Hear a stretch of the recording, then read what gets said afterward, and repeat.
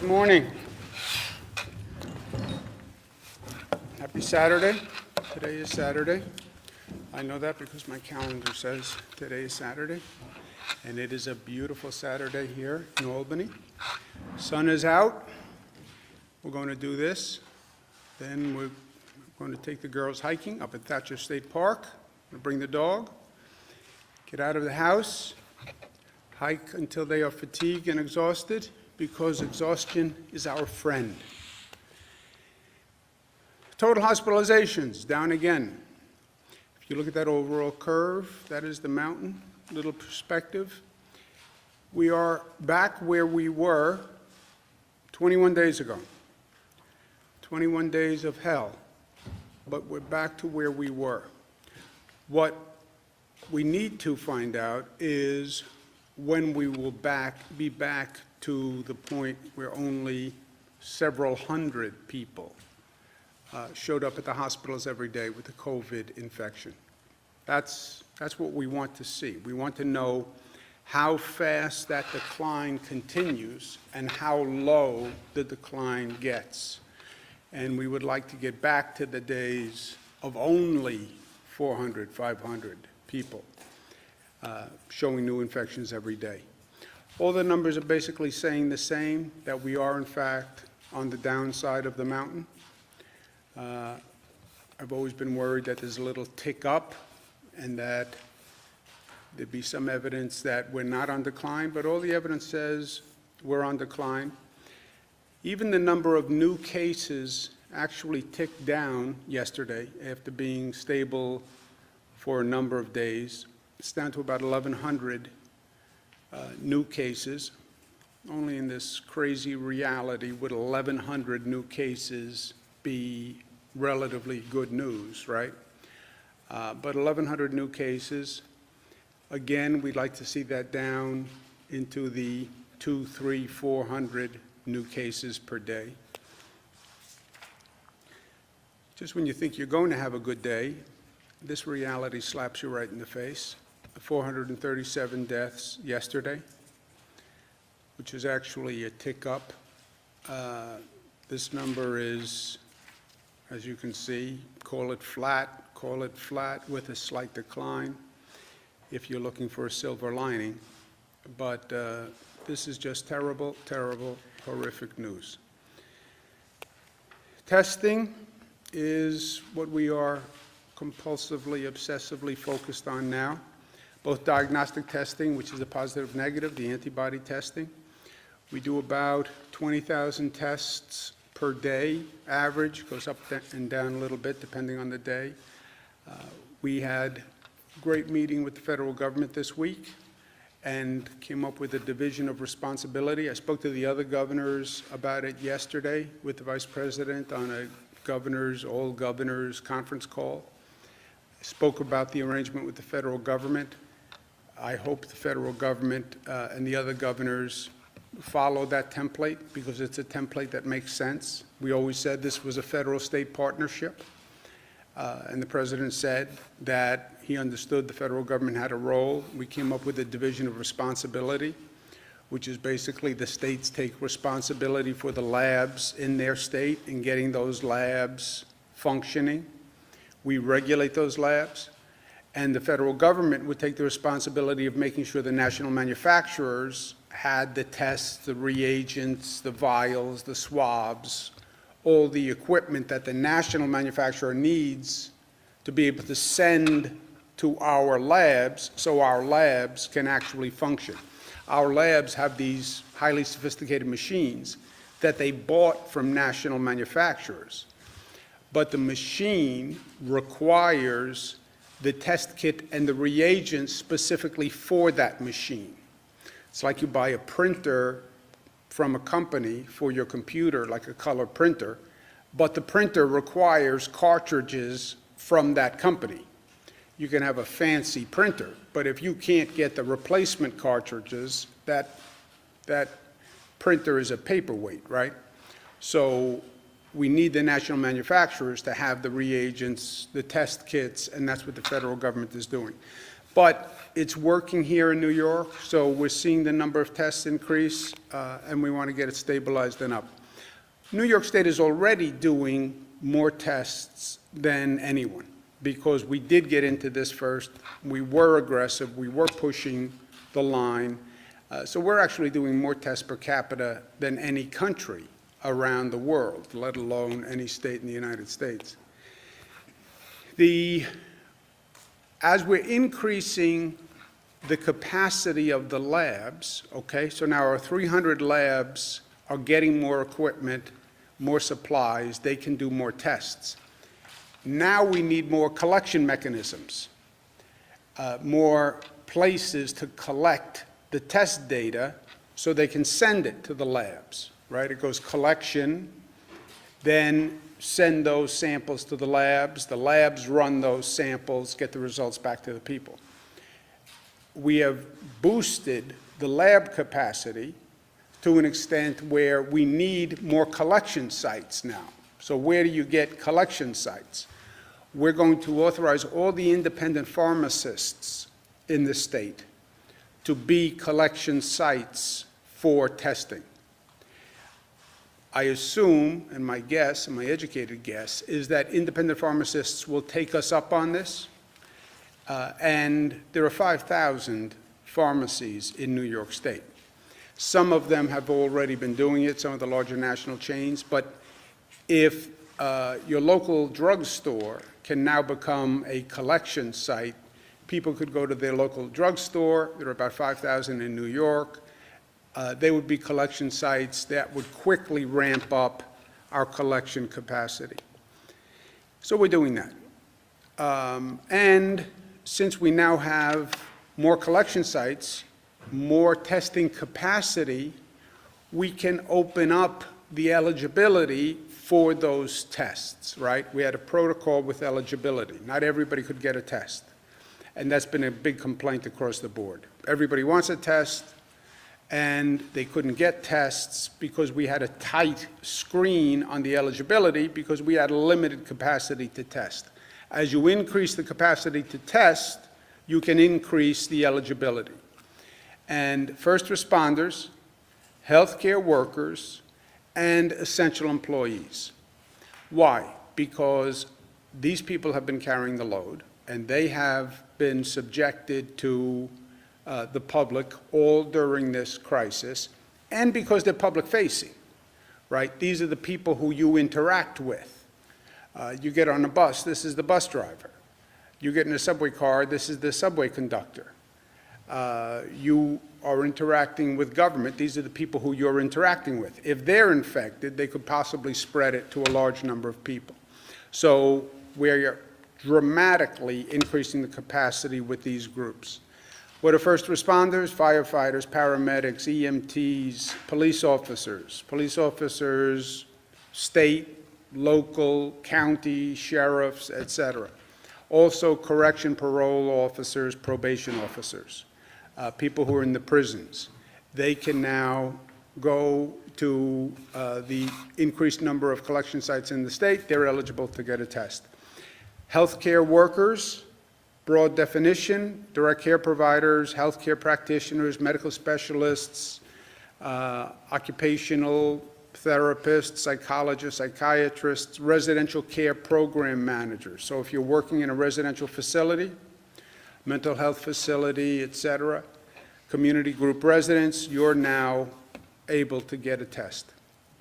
And quote unquote essential workers are the people who've been keeping everything running. You know, when we say we closed down the economy, we didn't really close down the economy, right?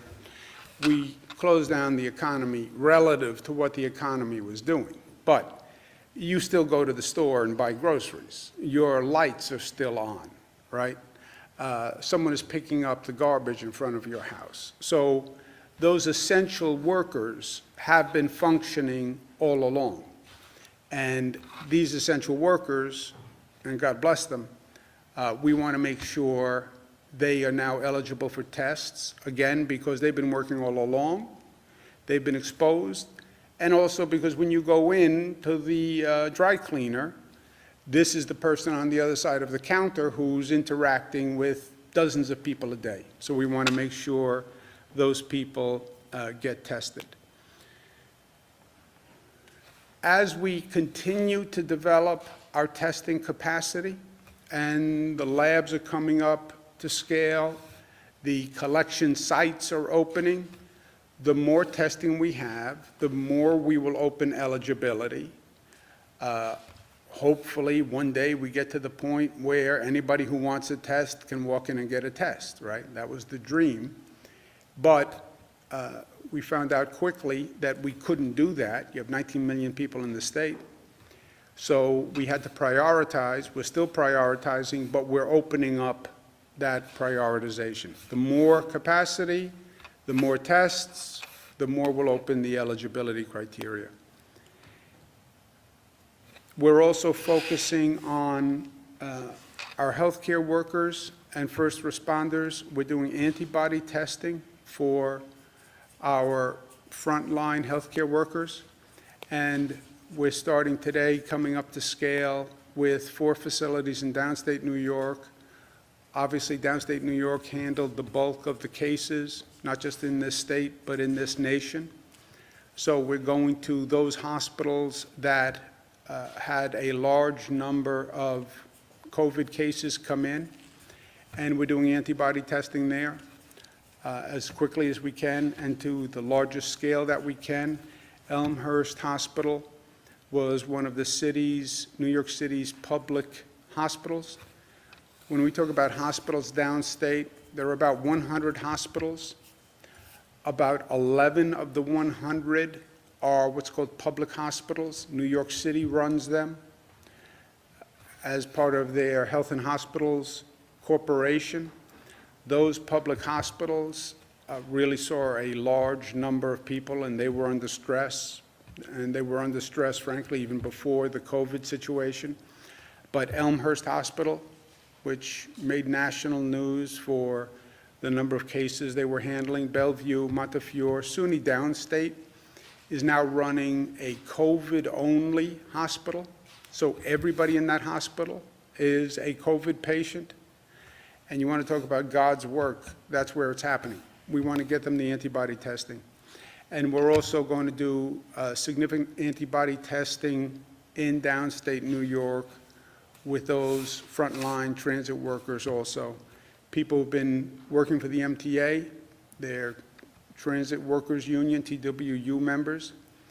They've kept the city operational. You need those buses and you need those subways. If you want to have the hospitals running, if you want to have the grocery stores running, those employees have to be able to get to work.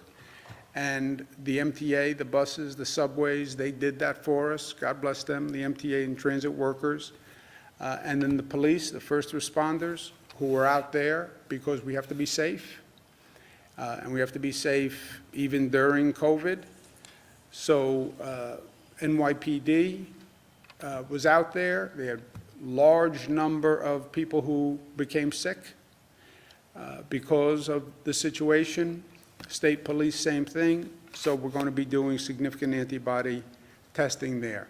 We've said thank you to the first responders, and we meant it sincerely. And saying thank you is a good start. People want to know that they're appreciated.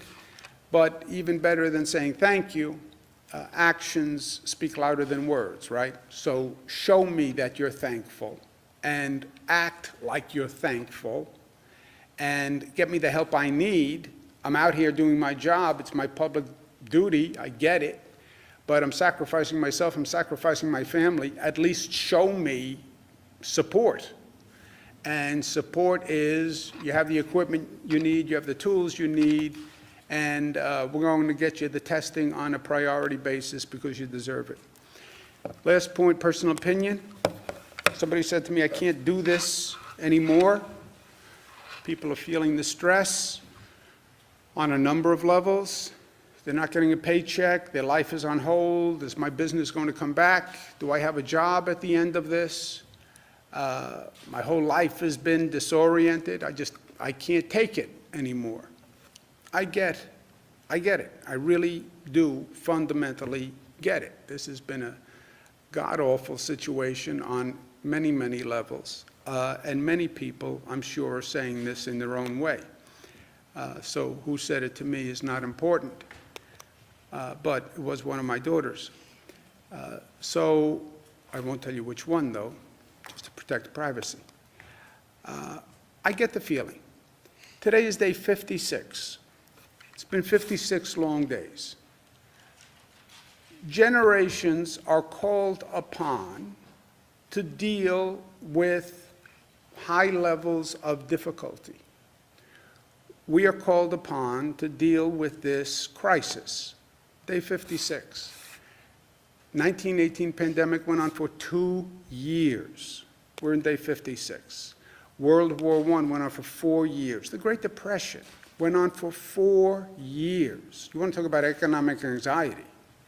You want to talk about people losing homes, not being able to feed themselves, people living in camps, people living in cars. World War II, 6 years. Vietnam War, that intensity every night, to have to hear about the tragedies. Went on for 8 years. I get 56 days is a long time. And I get it's the worst thing that we have experienced in modern history. I get that. But just a little perspective. Not that it makes our situation any better, but it gives you a sense of perspective. Yes, in life, things happen. On an individual level and on a societal level. Things happen. And you have to deal with it. And it's hard. But on the other hand, it makes us who we are, right? You get shaped by your experiences. This is a terrible experience to go through. But we will manage it, we will handle it, and we will be the better for it. 56 days, all this inconvenience. Yeah, think of it this way. What you're doing is actually saving lives. That's not rhetorical. That's not overly dramatic. You are saving lives. What we have done here has saved lives. Every expert, CDC, White House Task Force, Cornell University, Columbia University, McKinsey, the group that Bill Gates funded, every one of them projected that there would be at least 100,000 more serious infections in the state of New York. 100,000 more serious infections, more hospitalizations. What happened? We did what we had to do, which was hard and is hard. Well, what did we accomplish? 100,000 fewer serious infections. That's what 56 days of our relative living through hell has accomplished. And that is a heck of an accomplishment. So yes, it's not for naught. 100,000 fewer infections. And look, life is better than death, even if it is not your own. A.J. Parkinson, even if you're 22 and you're 25 and you're strong and you're healthy and you say, well, you know what, even if I get coronavirus, it's not going to affect me because it doesn't affect the young. With a little caveat there, except when it does, and your life might have been the one that it did affect. But even if you're right, I'm 22, I'm 25, I would have been just fine. Yeah, but who could you have infected? And maybe they weren't going to be fine because they weren't 22 and they weren't 25, because they were 65, and because they had diabetes, or they had hypertension, or they had an underlying heart condition, or because they were recovering from cancer and a cancer operation, and you infect that person and that person dies because you got infected. That's the reality of what we're dealing with. 56 days of pain. Yes. Yes, relative to the past and what other societies have gone through. Bad, but not the worst that people have gone through. What did we accomplish? 100,000 fewer infections in the state of New York. And we actually saved lives. That's what we did, and that's what we're doing, and that is inarguable. Personal opinion is, I believe everything we did was worth it. People can argue that point, but that is what we did. And for me, that is a heck of an accomplishment, and one to feel good about, and one which New Yorkers will be proud of, because it is what New York is about, which is being tough and being smart and disciplined and unified and loving. So maybe the life you saved is not your own. Okay, you still saved a life. And that's not a bad way to spend one day or 56 days.